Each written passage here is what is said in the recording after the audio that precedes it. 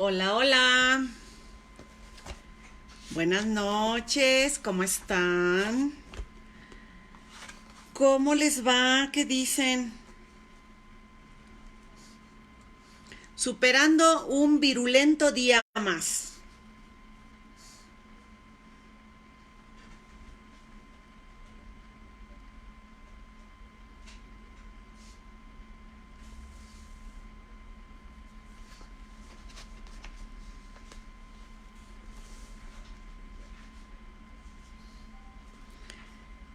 Vamos a ver.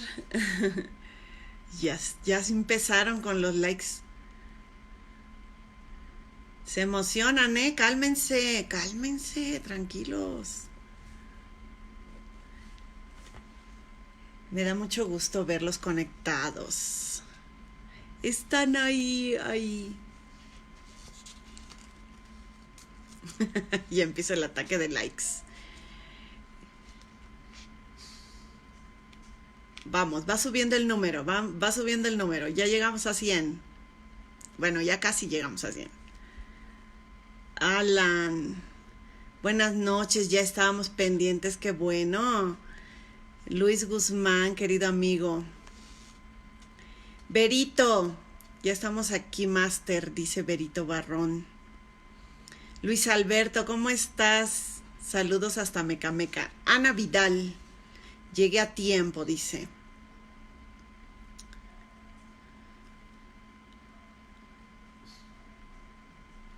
Saludos a Campeche, a Iliana Novelo.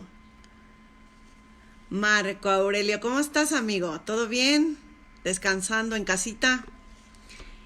¿Espantando al virus allá afuera? Cadomí, desde Valle de Bravo. Mía, buenas noches. Anet Barrientos, gracias. Hilda, Sony, hasta Mérida.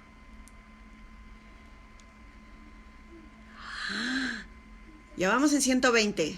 Alan López, buenas noches, maestra. Ya estamos pendientes de su ponencia.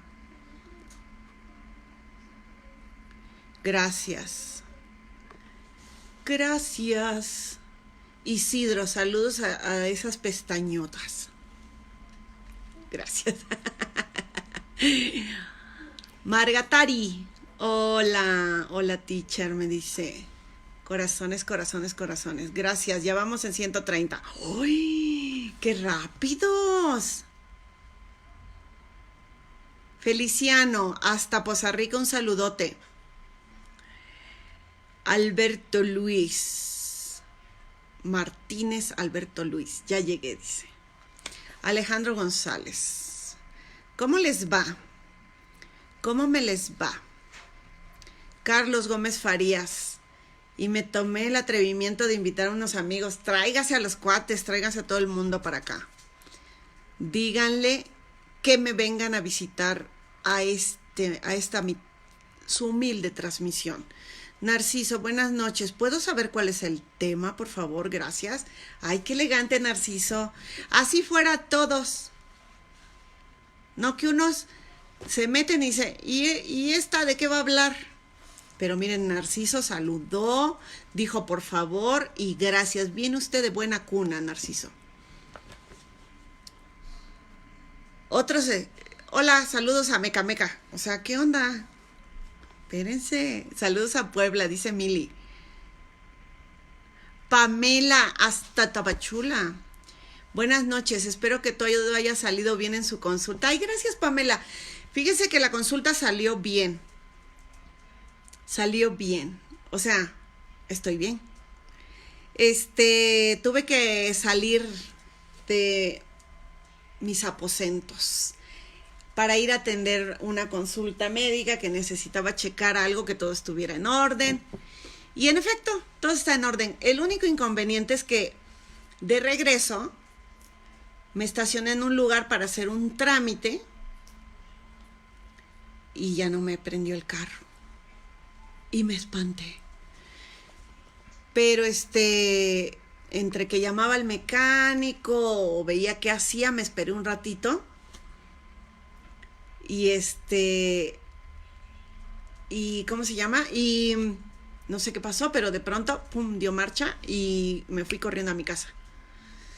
Armando dice, puros temas de calidad, muchas gracias.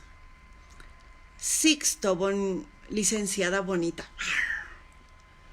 Saludos hasta Chalco. Espérenme que estoy viendo que ya somos 150. Vamos. Saludos, gracias por sus conocimientos. Valerio. Gracias. Guanajuato, Irapuato, Guanajuato, presente por conducto de Omar. Mari Carmen, hasta Toluca. Mari Carmen me mandó saludos desde allá. Arturo Rubio, desde La Paz. En Morelos, Norma Angélica. Tampico. Bendiciones, Master Andy. Gracias. Víctor Manuel. Bueno, vamos a empezar. ¿Qué les parece? Desde Santiago Yolomecatl, la Mixteca oaxaqueña. Maestrante de la Búho, mi querido amigo Manuel Sarabia. ¿Cómo estás? Bueno, Víctor Renault se acaba de conectar. Saludos a Chiapas, a Wendy. Bueno, dice Florencio Pulido, soy estudiante y me interesaron los temas de su transmisión jurídica el día de ayer, de su primer beso. Y eso, por eso. O sea, a él le interesa el chisme personal y lo académico. Por eso dice, estoy al pie del cañón. Bueno, yo les voy a contar chismes personales y clase. Bueno, 160. Sigue la mata dando. Adi a Tampico. Jesús Rodríguez, un saludo, amigo. Michael, saludos, maestra. Bueno, sigue subiendo el número. ¿Les parece si comenzamos de lleno? Porque esto de andar saludando a 160 personas va a estar muy cañón. ¿Sale y vale? Sale y vale. Vamos a platicar del proceso penal. Nos vamos a enfocar en una figura jurídica, yo le llamo una categoría procesal, que es derivada del régimen de detenciones que tenemos en nuestro Código Nacional. Van a escuchar en esta ocasión, porque es la primera sesión que vamos a tener relacionado seriada, a lo mejor algunas cuestiones básicas que vamos a dejar por sentadas. Yo intentaré hacer 3 series sobre control de detención y vamos a ir subiendo un poquito la intensidad, ¿no? Entonces, vamos a comenzar platicando un poquito de la figura de la flagrancia, porque el tema de hoy es control de detención.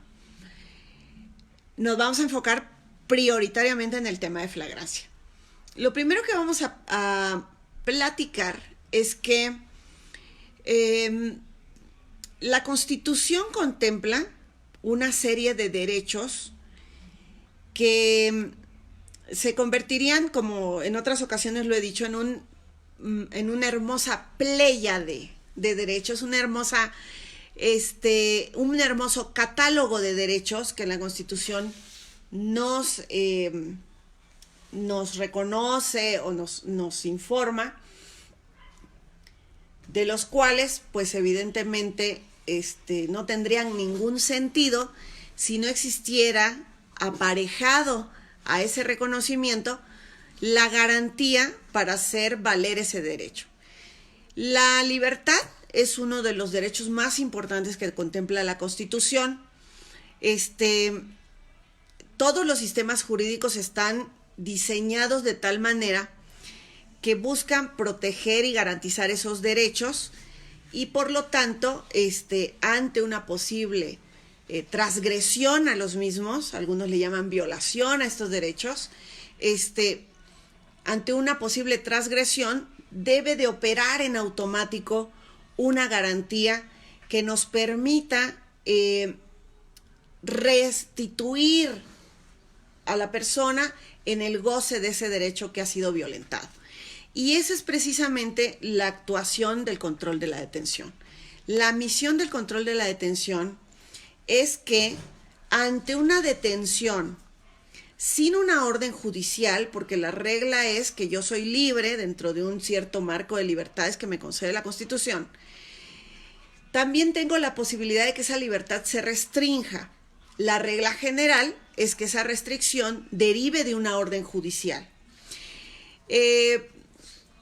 Por muy maravilloso que les resulte el poder que tengan las autoridades, ninguna de ellas podría estar por encima de la disposición o de la determinación de un juez. Por lo tanto, si no existe una orden judicial, en primer término tendríamos que decir que no hay motivos ni razón para detener a una persona. Sin embargo, la Constitución dispone que en ocasiones se puede realizar una detención a una persona sin esa orden judicial. La Constitución es muy clara en el artículo 16. Nos dice, cualquier persona puede detener al indiciado al momento en el que está cometiendo un delito o inmediatamente después de haberlo cometido, poniendo sin demora, y vamos a recordar esta frase, sin demora, a disposición de la autoridad más cercana, y esta, con la misma prontitud, es otro concepto, con la misma prontitud a la del Ministerio Público. Y luego agrega que habrá un registro inmediato de la detención, que ese será un tema que vamos a abordar en la siguiente sesión, lo que tiene que ver con ese registro de la detención. Bien, nos establece la Constitución entonces dos situaciones en las que se puede detener a una persona: en el momento de estar cometiendo el delito o inmediatamente después. En el siguiente párrafo nos dice, en casos urgentes, cuando se trate de delito grave, así calificado por la ley y ante el riesgo fundado de que el indiciado pudiera sustraerse a la acción de la justicia, siempre y cuando no se pueda ir ante la autoridad judicial por razón de la hora, lugar o circunstancia, el Ministerio Público podrá, bajo su responsabilidad, ordenar su detención. Por lo tanto, tengo la detención practicada por orden judicial. Este es el primer régimen de detención por orden judicial, que esto sería la detención por orden de aprehensión dictada por un juez. En el segundo régimen tengo la detención dictada por el agente del Ministerio Público en casos urgentes, como lo describe la propia Constitución. Y en un tercer régimen se encuentran las detenciones por causa de flagrancia. Es decir, esto que habíamos comentado en el párrafo anterior, cuando la persona esté cometiendo el delito o inmediatamente después.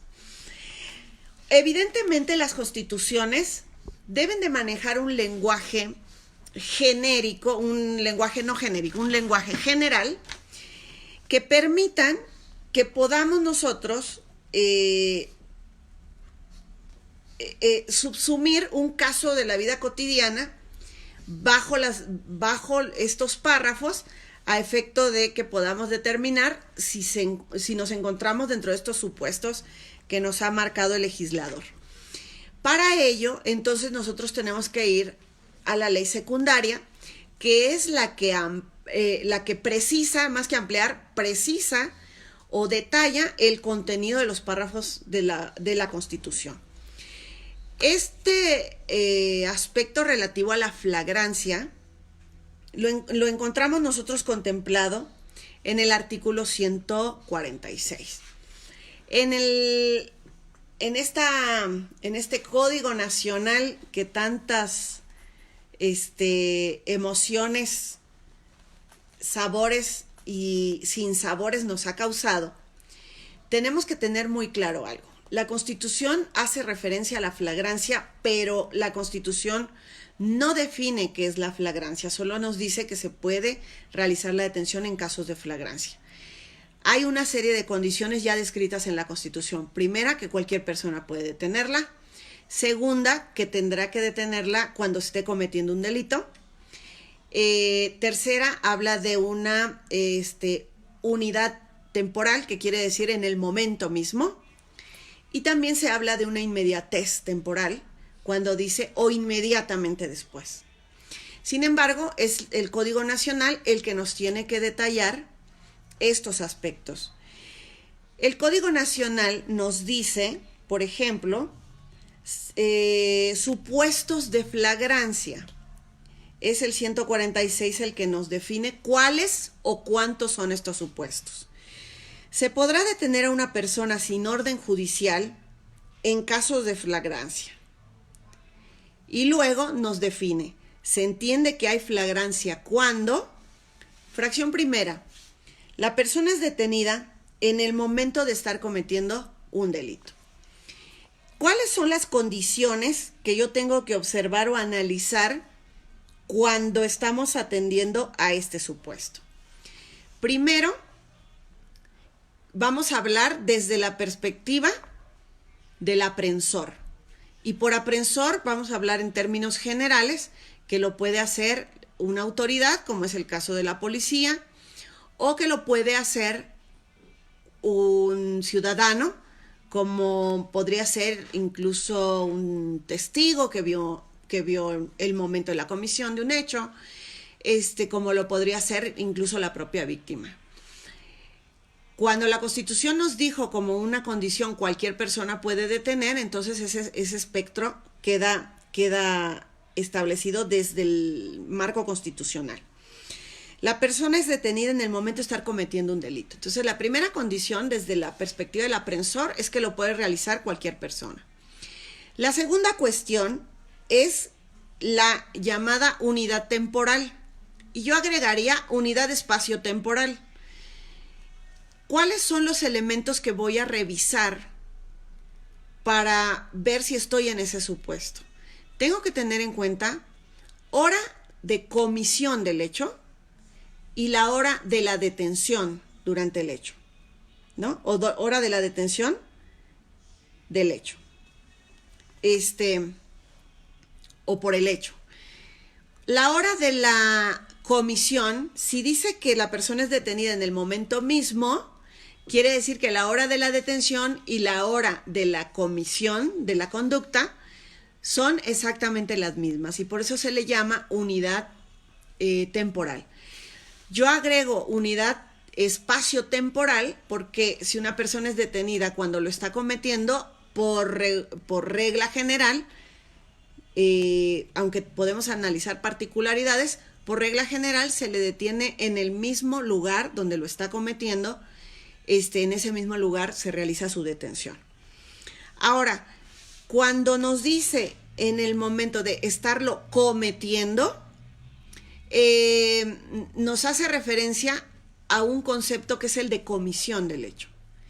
La comisión no propiamente es acción, sino puede ser la omisión misma.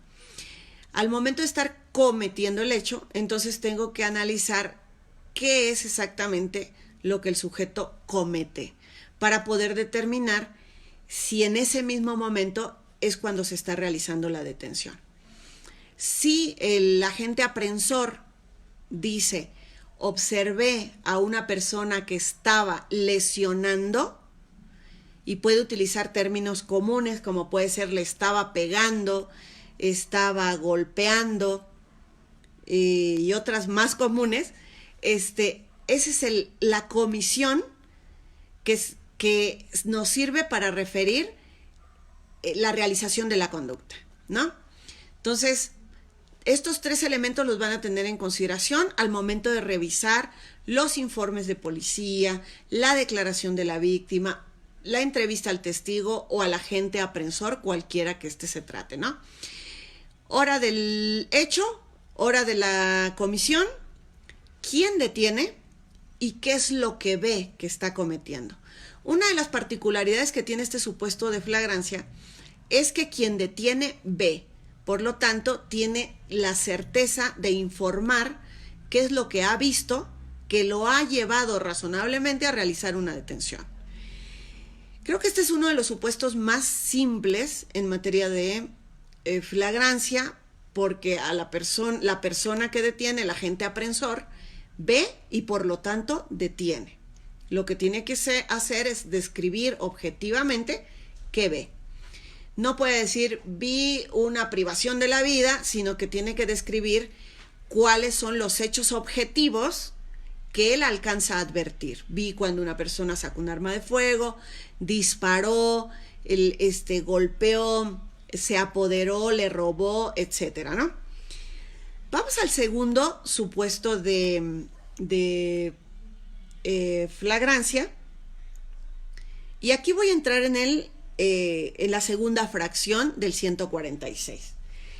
Recordarán ustedes que la Constitución dice cualquier persona puede detener en el momento mismo, alude a la fracción primera del 146, o inmediatamente después. Ese inmediatamente después está contemplado en la fracción segunda. La fracción segunda dice, inmediatamente después de cometerlo, es detenida. En virtud de, y este concepto de en virtud de nos da los motivos por los cuales se realiza la detención. Voy a analizar el inciso A. Ya tengo en cuenta que ya la fracción segunda me está dando una condición. Volvemos otra vez a lo que nos decía la Constitución. Cualquier persona puede detener, entonces de manera genérica voy a utilizar el concepto de agente apreensor. Cualquier persona puede detener en el momento mismo o inmediatamente después. Ese inmediatamente después se conoce como inmediatez temporal. La inmediatez temporal es el tiempo que transcurre entre el momento de comisión del hecho y el momento de detención. Si la Constitución y el Código Nacional me dicen que tiene que ser inmediatamente después, evidentemente no podemos hablar de horas o días posteriores, pero estoy haciendo una referencia general. Va a haber particularidades que se pueden presentar, que ya las vamos a considerar. ¿Cuáles son los requisitos que voy a identificar en el inciso A de la fracción segunda? Fíjense, cuando dice inmediatamente después, nos da una motivación. Dice, en virtud de, y aquí entran estas motivaciones. Es sorprendida cometiendo el delito. Y aquí viene este elemento. Yo sorprendo a la persona cometiendo el delito, siendo agente apreensor, me da el requisito indispensable de que tuve que haber visto ese hecho. Tuve que haberlo observado a través de mis sentidos. Es sorprendida cometiendo el delito, entonces yo observo a la persona que lo está cometiendo y es perseguida material e ininterrumpidamente. La persecución exige dos características. Lo sorprendo y entonces comienza una persecución. Por eso se habla de una inmediatez temporal, porque evidentemente en este supuesto estamos hablando de un sujeto que al momento de verse sorprendido o al momento de haber concluido la realización del hecho, se retira del lugar y por ello hay necesidad de perseguirlo. Dos características muy importantes que tenemos que tener en cuenta: que esta persecución sea material y que la persecución sea ininterrumpida. ¿Qué vamos a entender por persecución y a partir de dónde se habla ya de una persecución? Es importante que cuando el agente apreensor refiere a haber visto una persona cometiendo un hecho, establezca en dónde o el lugar donde observa a la persona cometiendo ese hecho, porque el lugar va a determinar el arranque de la persecución. Una vez que la persona abandona el lugar del hecho, que muchas veces ese lugar está determinado por la descripción típica, una vez que la persona comienza la huida del lugar del hecho, es cuando empezamos a contabilizar esa persecución. Ahora, esta persecución, dice el propio código en el artículo 146, debe ser material. Y por material vamos a entender, prácticamente buscamos cualquier concepto de materialidad de un hecho y vamos a encontrar que debe de haber elementos objetivos de desplace a efecto de dar alcance a una persona o a un objeto. Por lo tanto, fíjense que cuando se habla de elementos objetivos dentro de una persecución, estamos hablando de un agente aprensor que ve el hecho, el sujeto que lo comete, la persona que lo comete, porque luego los fanáticos de los derechos humanos me corrigen y me dicen, no se le debe de llamar sujeto sino persona. La persona abandona el lugar, pero yo me refiero al sujeto dogmático, sujeto activo. El sujeto huye del lugar y entonces la persona que observó el hecho tiene que realizar una serie de aspectos o elementos objetivos para darle alcance. ¿Cómo puede ser correr? Esto es algo que no queda en el imaginario ni en la virtualidad, sino que la persona comienza un desplace para darle alcance a la persona que ha cometido el hecho. Esa es la materialidad. ¿Cómo lo hice? ¿Cómo llegué hasta aquella persona? Pues corrí tras él, me subí a mi vehículo y le di alcance. Monté en mi motocicleta, venía pasando una persona y le dije, llévame porque aquel se está llevando mis pertenencias o acaba de cometer tal cosa, y me subí a su vehículo y fuimos tras él. Esa es la materialidad. Ahorita vamos a hablar de algunas cuestiones que luego pervierten un poco los supuestos de flagrancia y tiene mucho que ver con estas interpretaciones.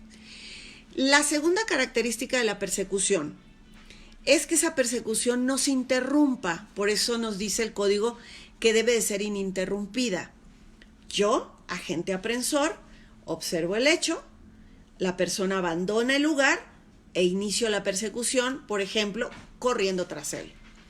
Voy tras él, tardo en darle alcance por las circunstancias, por la velocidad que lleva el sujeto, por el vehículo en el que él se desplaza, que es distinto al que yo me estoy desplazando, y por lo tanto empiezo esa persecución sin perder de vista que mi objetivo es detenerlo. Cuando yo abandono el objetivo, pierdo el interés en ese objetivo de realizar la detención, entonces se interrumpe la persecución. Finalmente, en algún punto, yo puedo decir, no puedo más, no lo alcanzo. Y entonces, si soy un agente de policía, por ejemplo, podría volver a mi unidad y llamar a otras unidades para que le den alcance. Sin embargo, aquí ya se rompió este supuesto de flagrancia porque interrumpí la persecución del sujeto, de la persona que yo pretendía detener. El código no habla de pérdida de visualidad, ¿no? De perderlo de vista. El código habla de dejar de perseguir. La ininterrupción se da en la persecución y no en el alcance visual que yo tenga. ¿Puedo perderlo de vista temporalmente? Sí, puedo perderlo de vista. No obstante, seguiría con el objetivo de detenerlo si yo continúo realizando mis acciones objetivas que me conduzcan a esa detención. ¿Cómo podría ser dar vuelta en el perímetro por donde él está, o por donde lo vi la última vez?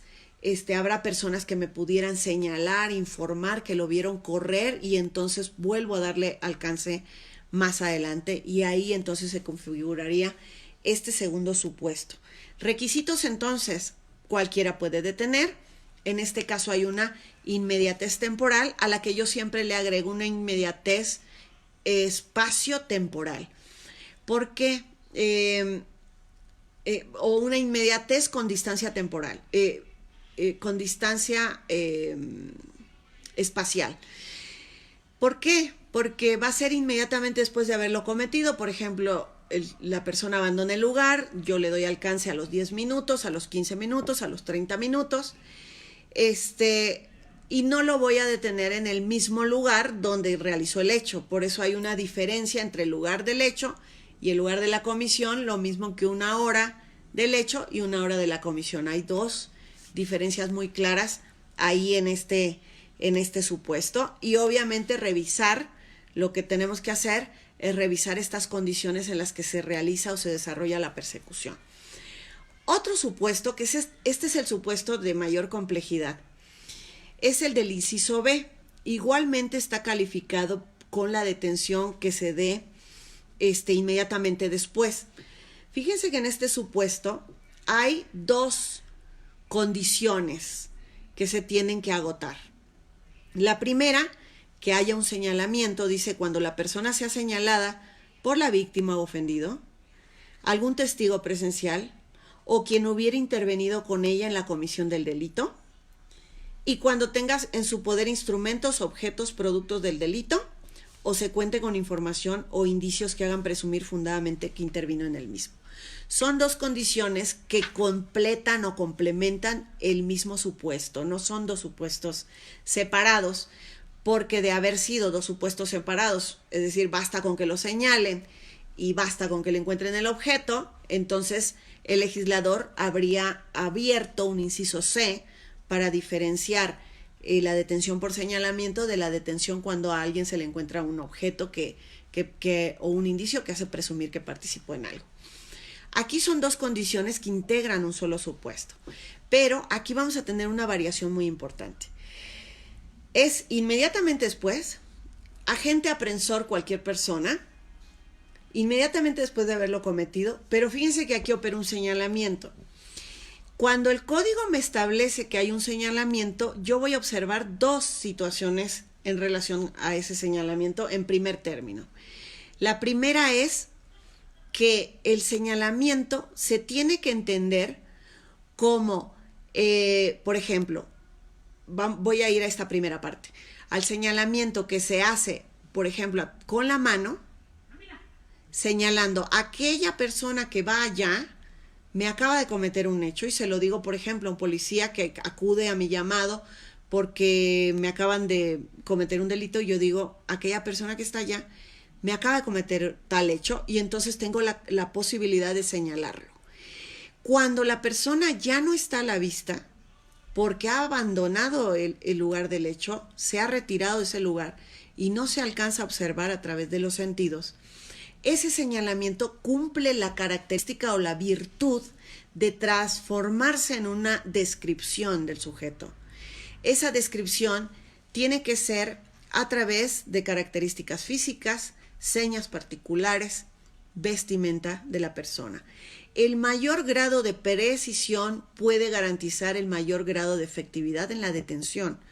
No basta con decir un sujeto que va por allá, que trae una ropa de deportes, o simplemente un sujeto que salió de aquí corriendo, o un sujeto que esté medio gordito, medio chaparrito, sino el mayor grado de precisión, y esa es una tarea que muchas veces le corresponde al agente aprensor, obtener la información precisa para poder alcanzar una detención.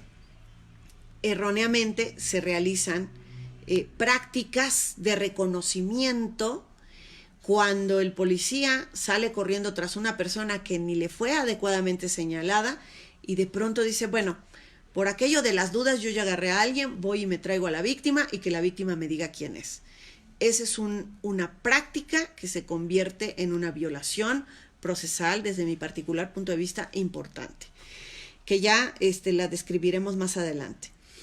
La segunda condición, una vez que he señalado, es que se le encuentre objetos, instrumentos, productos del delito. Diríamos en términos generales, objetos del delito. Unos pueden ser los instrumentos con los que se comete el delito, y el otro se pueden denominar los objetos o los productos del delito. En ese caso, procede entonces, ya he cubierto las dos condiciones, y entonces